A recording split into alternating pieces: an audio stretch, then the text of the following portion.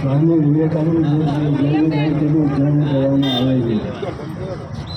મને આનંદ છે કે 50 વર્ષ પહેલાં જે પ્રવૃત્તિ શરૂ કરી હતી એ આજે આજે પણ ચાલુ રહી છે.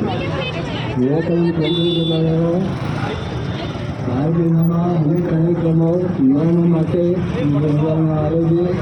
યુવાનો સ્વામી નમસ્કાર, વોઇસ ઓફ ઇન્ડિયામાં આપનું સ્વાગત છે. હું છું સિતાબ કાદરી. આજે સ્વામી વિવેકાનંદજીની જન્મજયંતિ નિમિત્તે પાલનપુર શહેરના દિલ્હી ગેટ વિસ્તારમાં આવેલ સ્વામીજીની પ્રતિમાને પુષ્પાંજલિ કરવામાં આવી.